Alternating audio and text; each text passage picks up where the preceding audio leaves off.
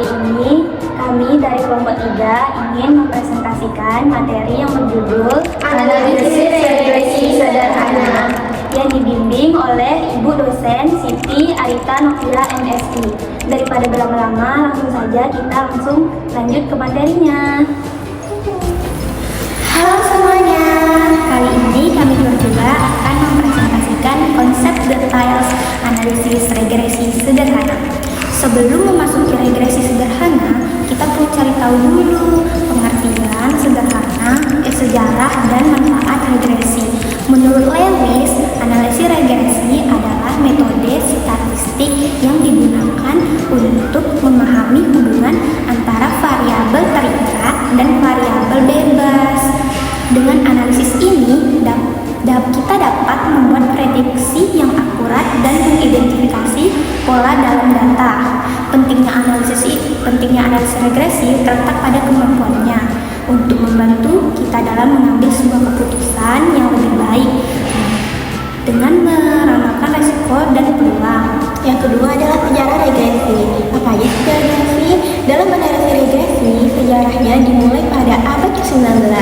Francis Galton, seorang ilmuwan Inggris, adalah orang yang pertama yang mengembangkan konsep ini untuk meneliti fenomena biologi.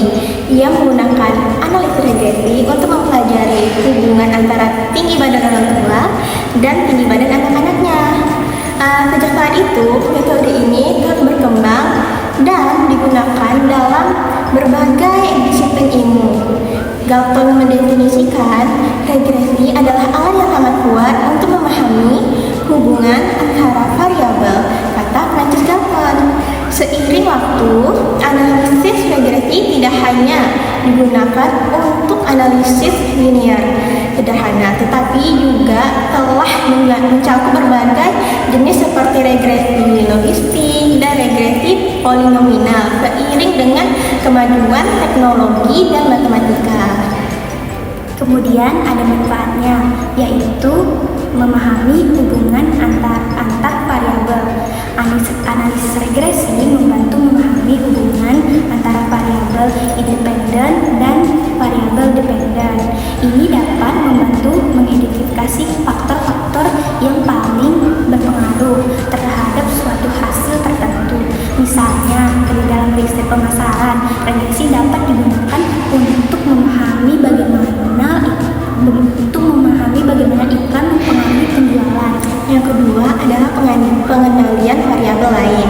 Analisis regresi memungkinkan peneliti untuk mengendalikan variabel lain yang mungkin mempengaruhi hubungan antara variabel independen dan variabel dependen. Hal ini membantu untuk mengisolasi efek dari variabel yang diminati dan membuat kesimpulan yang lebih akurat tentang hubungan tersebut. Yang ketiga ada pengambilan keputusan yang lebih tepat. Dengan memahami hubungan antara variabel dan kemampuan untuk memprediksi hasil di masa depan, analisis regresi dapat membantu dalam mengambil keputusan yang lebih baik dan tepat dalam berbagai bidang seperti bisnis, ekonomi, dan penelitian dan kegiatan ilmiah. Yang keempat adalah prediksi masa depan. Analisis regresi memungkinkan kita untuk memprediksi nilai variabel di masa depan berdasarkan data yang ada, seperti memprediksi penjualan tahun berikutnya adalah data dari penjualan beberapa tahun sebelumnya.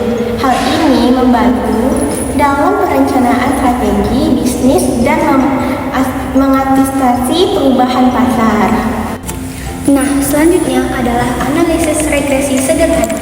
Menurut artikel oleh Mulyono, analisis regresi sederhana bertujuan untuk mengetahui pengaruh dari suatu variabel terhadap variabel lainnya.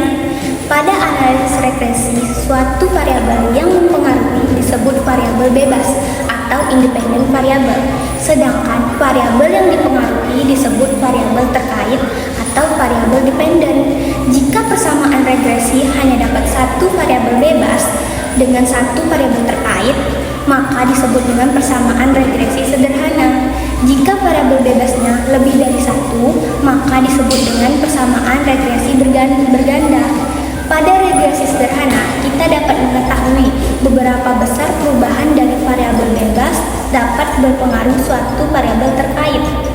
Variabel yang mempengaruhi disebut dengan berbagai istilah: variabel independen, variabel bebas, variabel penjelasan, variabel explanatory, atau variabel X karena dalam grafik sering digambar sebagai ambisi atau sumbu X. Variabel yang dipengaruhi dikenal sebagai variabel independen, variabel terkait, atau variabel Y. Kedua variabel ini dapat merupakan variabel acak atau random. Namun variabel yang dipengaruhi harus selalu variabel acak. Analisis regresi adalah salah satu analisis yang luas pemakaiannya. Analisis regresi digunakan untuk melakukan prediksi dan ramalan. Analisis regresi juga dapat digunakan untuk memahami variabel-variabel bebas mana saja yang dapat berhubungan dengan variabel terkait, serta untuk mengetahui bentuk-bentuk hubungan tersebut. Tujuan analisis regresi untuk mendapatkan pola hubungan secara matematis dari variabel X dan variabel Y, dan untuk mengetahui besarnya perubahan variabel X terhadap variabel Y, serta untuk memprediksi variabel Y jika nilai variabel X diketahui. Prinsip dasar pada persamaan regresi sederhana adalah bahwa antara variabel dependen Y dengan variabel independen Y harus memiliki sifat hubungan sebab akibat atau hubungan kualitas berdasarkan teori hasil penelitian sebelumnya, atau juga yang berdasarkan dari penjelasan logis tertentu. Analisis regresi linear sederhana adalah hubungan secara linear antara satu variabel independen X dengan variabel dependen Y. Analisis regresi sederhana dapat digunakan untuk mengetahui arah dari hubungan antara variabel bebas dengan variabel terkait, apakah memiliki hubungan positif atau negatif, serta untuk memprediksi nilai variabel terkait apabila nilai variabel bebas mengalami kenaikan ataupun penurunan. Pada regresi sederhana biasanya data yang digunakan memiliki skala interval atau rasio. Rumus regresi linear sederhana sebagai berikut, yaitu Y sama dengan A tambah BS. Y adalah variabel dependen atau variabel terkait. X adalah variabel independen atau variabel bebas, dan A adalah konstanta ada nilai dari Y apabila X 0, dan B adalah koefisien regresi atau pengaruh positif atau negatifnya. Nah, selanjutnya kami berdua akan membahas mengapa sih analisis regresi sederhana dianggap sederhana.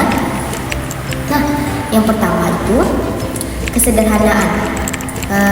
Karena analisis regresi sederhana itu mampu memberikan pemahaman yang jelas dan mudah dipahami tentang hubungan antara variabel. Nah, yang kedua yaitu prediksi. Hal ini memungkinkan kita untuk memprediksi nilai variabel dependen berdasarkan nilai variabel independen.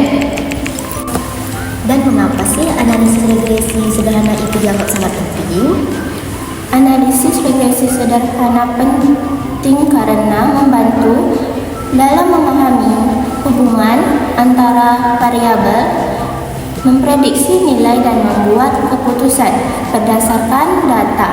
Ini juga memungkinkan identifikasi tren dan pola dalam data yang dapat digunakan untuk perencanaan dan strategi. Seperti yang telah dijelaskan sebelumnya, analisis regresi sederhana adalah metode pendekatan terhadap hubungan antara satu variabel dependen dengan variabel independen yang bersifat linear, sehingga perubahan pada variabel X akan diiringi oleh perubahan pada variabel Y juga. Nah, akan tetapi perlu juga diketahui analisis ini mensyaratkan bahwa variabel X bersifat tetap. Nah, sementara Y bersifat acak atau random. Nah, artinya salah satu nilai variabel X independen akan memproyeksikan variabel Y sehingga terdapat kemungkinan banyak variabel Y dependen. Nah, berikutnya adalah beberapa contoh sederhana beserta konteksnya.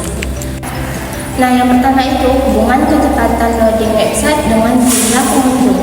Contohnya, seorang pengembang website ingin mengetahui apakah kecepatan loading dalam detik mempengaruhi jumlah pengunjung harian. Data selama 7 hari digunakan untuk analisis regresi sederhana guna memprediksi jumlah pengunjung.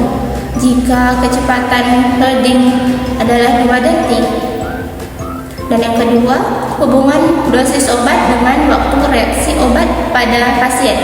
Contohnya, seorang apoteker meneliti hubungan antara dosis obat mg dengan waktu reaksi obat per menit. Data dari 7 pasien dianalisis untuk memprediksi waktu reaksi obat jika dosisnya 45 mg. Nah, yang ketiga, pengaruh jarak tempuh rumah ke kampus terhadap jumlah saku mahasiswa. Nah, contohnya itu klasik regresi sederhana adalah hubungan antara jarak tempuh dari rumah ke kampus. Variabel X dengan jumlah uang saku mahasiswa, yaitu variabel Y. Nah, semakin jauh jarak biasanya, uang saku semakin besar. Contoh lainnya adalah ketika pendapatan X Anda sebesar 1 juta, maka pengeluarannya mungkin saja sebanyak 400, 500, 600, dan seterusnya. Nah, materi selanjutnya yaitu penyelesaian contoh kasus analisis regresi sederhana akan dijelaskan oleh teman kami yaitu Masita dan juga Echa. Baiklah, selanjutnya kami akan menjelaskan apa itu uji regresi sederhana.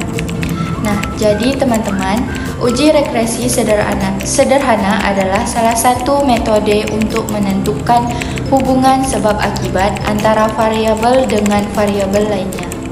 Nah, dalam analisis regresi sederhana, hubungan antara variabel bersifat linear, di mana perubahan pada variabel X akan diikuti oleh perubahan pada variabel secara tetap.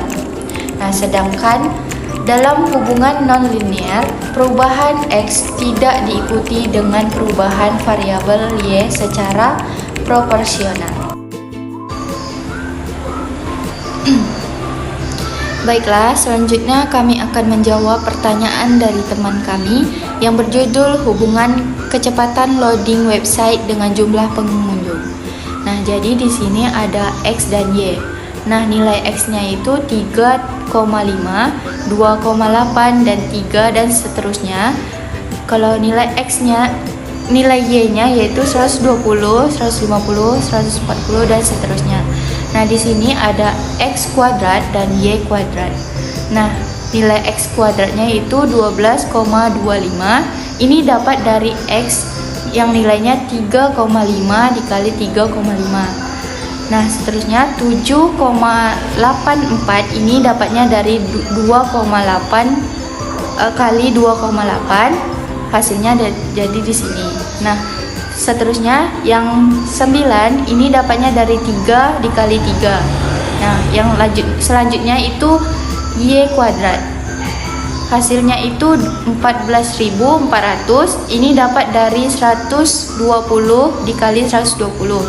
Nah, kalau yang kedua 22.500 ini dapatnya dari 150 dikali 150. Nah, selanjutnya yaitu 19.600 ini dapatnya dari 140 dikali 140.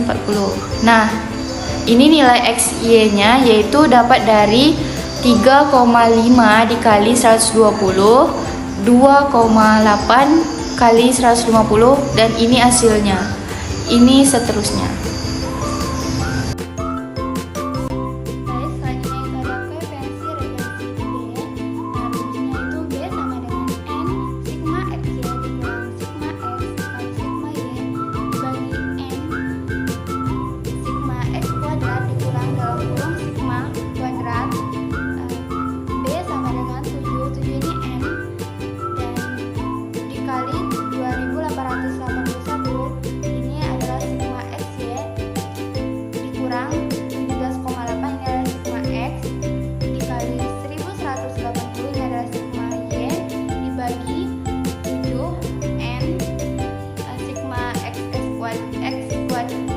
kuadrat itu 47,42 dikurang sigma X itu adalah 17,8 kuadrat. B sama dengan 20.167, itu dapat dari 7 dikali 2.881 dikurang 21.004, itu dapat dari 17,8 dikali 1.180 dibagi 3.332, itu dapat dari 7 dikali 47,42, 316,84, itu dapat dari 17,8 dikali 17,8. Terus 20.167 dikurang 21.004, hasilnya itu min 837, dan 332 dikurang 316,84 itu dapat hasil 15,16. Terus min 837 dibagi 15,16 itu dapat hasilnya min 55,20. Yaitu ada konstanta A, rumusnya itu adalah A sama dengan sigma Y dikurang B dalam kurung sigma X dibagi N.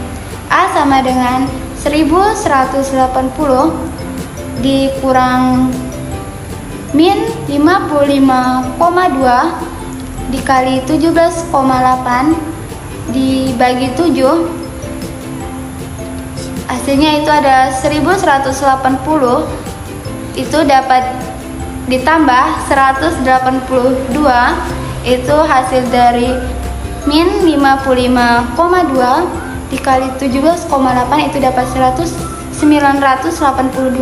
dibagi 7. 1180 ditambah 982 itu hasilnya 2162 dibagi 7 itu hasilnya 308,86. Baiklah, selanjutnya itu ada persamaan regresi. Persamaan regresi itu ada rumusnya, yaitu Y sama dengan A tambah BX sama dengan 308,86 dikurang 55,2X. Nah, nilai 308,86 itu adalah nilai A dan 55,2X itu adalah nilai B. Nah, prediksinya yaitu jika kecepatan loading adalah 2 detik, maka Y sama dengan 308,86 dikurang 55,2. Nah, 2 ini adalah nilai X. Nah, sama dengan 308,86 dikurang 110,4. Nah, 110,4 ini adalah nilai dari 55,2 dikali 2. Nah, hasilnya adalah 198,46.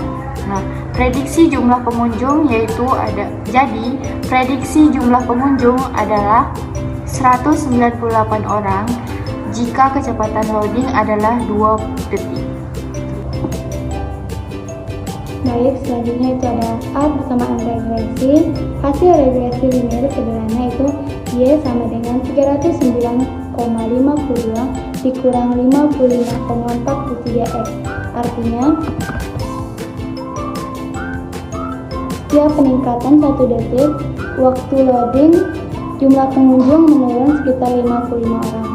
Yang D ini ada tabel perhitungan dan galat, bisa dilihat dari tabel ini. Yang ketiga ada uji statis. Yang pertama itu ada SST atau total itu 6.685,71. Yang kedua ada SSR atau regresi 6.627,90. Yang ketiga ada SSE atau error 57,81. Yang keempat ada MSE atau SSE atau 5, itu ada 11,56. Yang ke-6 ada F hitung 573,2. Ketujuh ada T hitung atau B min 23,94. Yang ke-8 ada R kuadrat determinasi 0,9914. Yang ke-9 ada DF regresi N1 ada 1. Yang ke-10 ada DF error N2 5. Terus yang terakhir ada DF total, itu nilainya ada 6.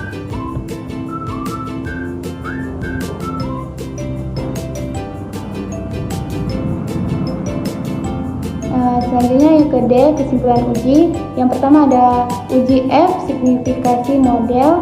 F hitung sama dengan 573,2. Yang kedua nilai F tabel pada A sama dengan 0,05.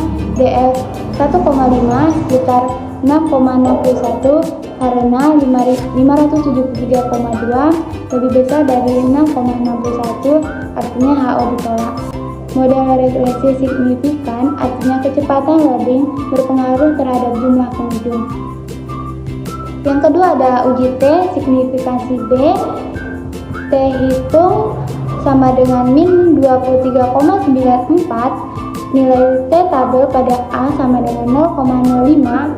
DF sama dengan 5 plus min 2,571 karena min 23,94 lebih besar dari 2,571, artinya HO ditolak. Koefisien B signifikan artinya slope penurunan 55 pengunjung per detik, bukan kebetulan. Yang ketiga ada R kuadrat, koefisien determinasi R2 sama dengan 0,9914 R kuadrat, artinya 99,14% variasi jumlah pengunjung dijelaskan oleh kecepatan loading. Hanya 0,86% dijelaskan oleh faktor lain. Yang terakhir ada E, prediksi. Jika kecepatan loading 2 detik, maka Y sama dengan 309,52 dikurang 55,43 dalam kurung 2 sama dengan 198,66. Jumlah pengunjung diprediksi sekitar 199 orang. Terima kasih semuanya sudah menonton video presentasi kami. Apabila ada kesalahan, kami mohon maaf.